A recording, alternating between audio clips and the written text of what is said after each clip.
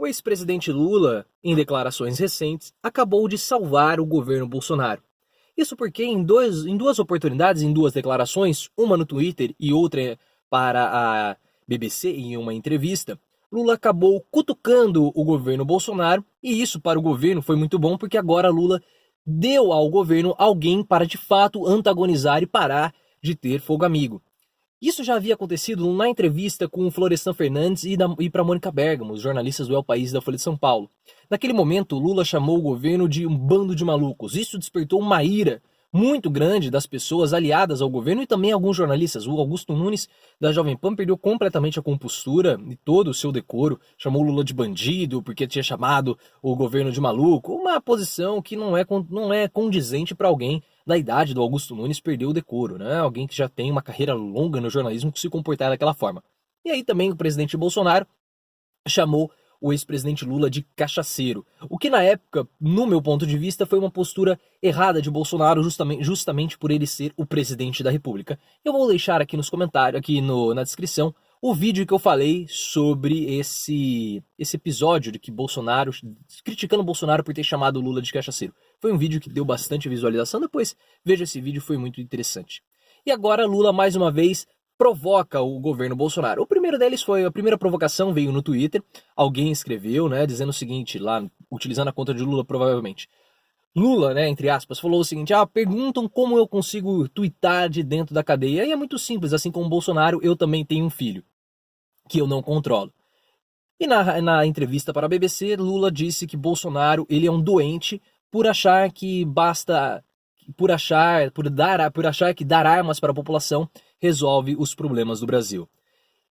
Isso é bom para o governo porque, como eu falei no começo, agora de fato o governo já tem alguém para antagonizar e parar de ter fogo amigo. E nesse momento, tudo que o governo mais precisa é de fato de alguém para antagonizar. Então agora o governo ele pode muito bem começar a criticar, começar a xingar, começar a espernear, começar a fazer o que ele quiser com o Lula para tentar tirar o foco dos problemas que estão acontecendo. E isso é importante que o governo faça, porque o cenário que nós estamos tendo nesse primeiro trimestre já é um cenário muito ruim para o governo. Tanto que agora até mesmo o Carluxo já se manifestou no seu Twitter criticando o Lula, dizendo que de fato o Lula não controla o filho dele, não controla nem as economias do filho dele, blá blá blá, aquela coisa toda. E agora não vi nenhuma manifestação após o Lula ter chamado o Bolsonaro de doente. E o Bolsonaro agora, na época eu critiquei, mas de fato o Bolsonaro agora tem que vir e chamar o Lula de cachaceiro, de preso, de bandido, de bêbado, ele tem que xingar.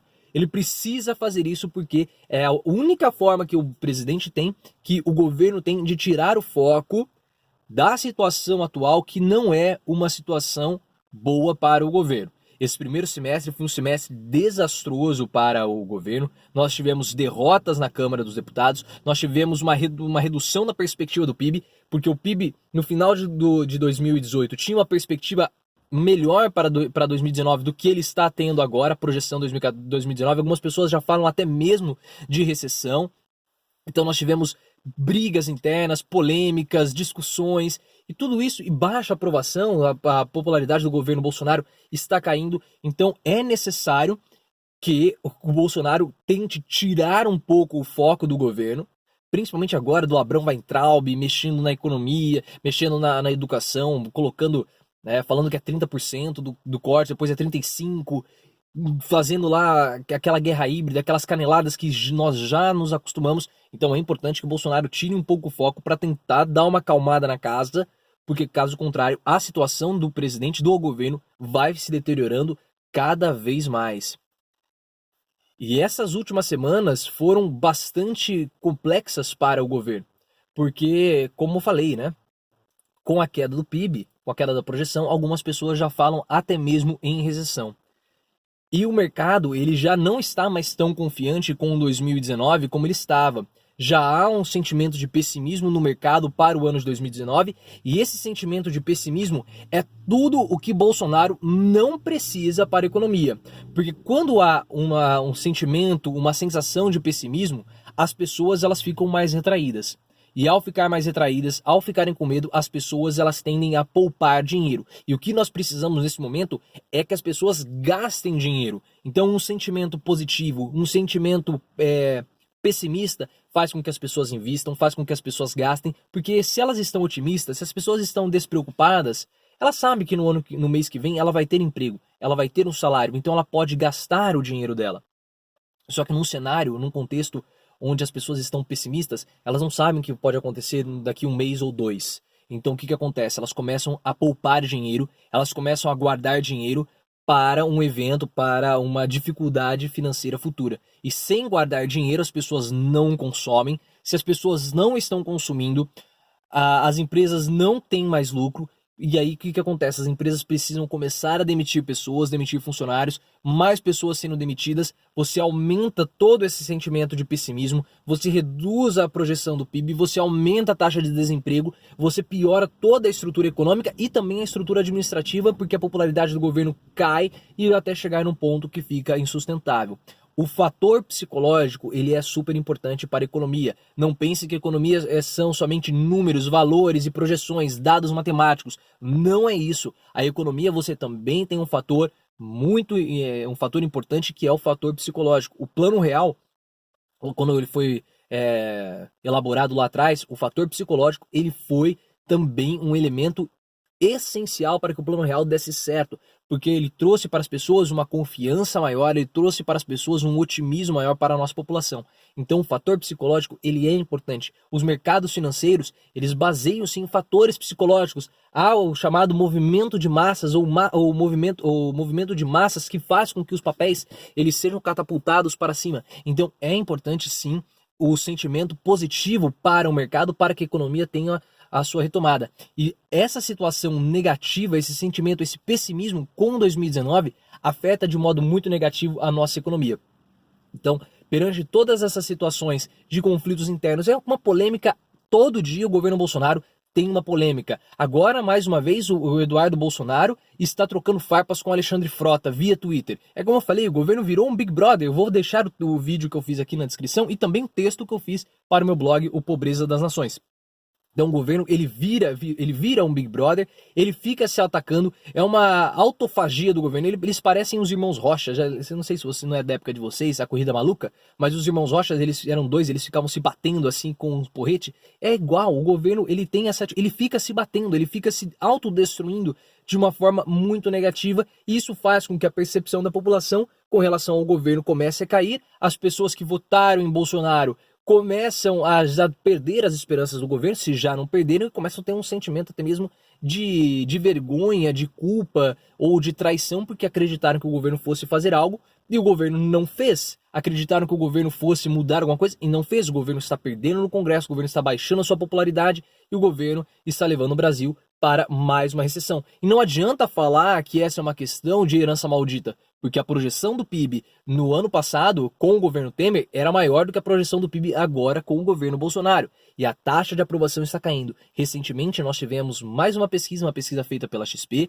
Apesar do nível de bom ou ótimo ter se mantido em 35% em comparação com a pesquisa anterior, o nível de ruim ou péssimo subiu. Então as pessoas já estão começando a desaprovar o governo Bolsonaro, e para piorar as coisas, a nota que foi dada para os integrantes do governo caiu para todos, incluindo Bolsonaro e principalmente incluindo o ex-juiz e agora ministro da Justiça, Sérgio Moro. Então até mesmo a nota do ministro Sérgio Moro, e ele é um pilar super importante de sustentação para o governo, está caindo.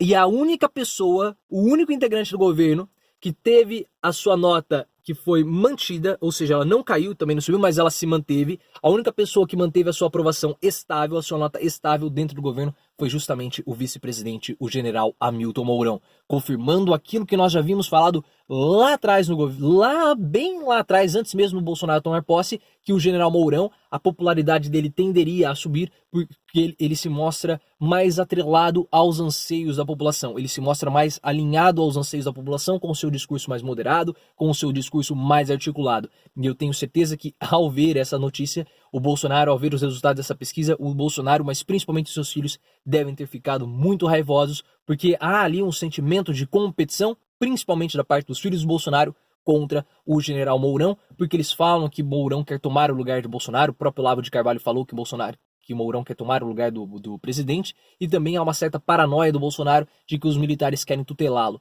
E essa pesquisa mostrando que a aprovação do Mourão não caiu, enquanto a do Bolsonaro e do Sérgio Moro também caíram, isso só tende a aumentar ainda mais a fúria do governo. E é por isso que, nesse momento, Lula ele surge para salvar o governo, porque ele se mostra alguém que o governo possa bater, possa de fato antagonizar, sem que seja uma pessoa de dentro do próprio governo. Então Bolsonaro ele tem uma chance de ficar essa semana inteira batendo no Lula, os filhos dele também têm essa chance de ficar batendo no Lula, concentrar os seus esforços em atacar o ex-presidente Lula e tentar dar uma arrumada na casa, tentar dar uma acalmada no mercado, tentar dar uma acalmada no Olavo, para que possa, pelo menos nessa semana que agora de fato o Bolsonaro tem alguém para antagonizar, ele consiga dar uma acalmada internamente. Então, vamos ver o que vai acontecer se Bolsonaro de fato vai fazer isso, ou se não vai adiantar nada, vai, na verdade, atirar para todos os lados, vai bater no Lula, vai bater nos filhos, vai bater em todo mundo. Vamos ver como serão os próximos capítulos. Mas o que você acha? Você acha que como o Bolsonaro vai reagir à fala do ex-presidente Lula? E o que você acha que Bolsonaro poderia fazer para tentar reverter esse cenário que está cada vez mais complicado para o nosso país e também cada vez mais complicado para o governo? Considere se inscrever no canal, deixe seu comentário, deixe seu like e lembre-se, vamos sempre sair do raso e aprofundar o nosso discurso.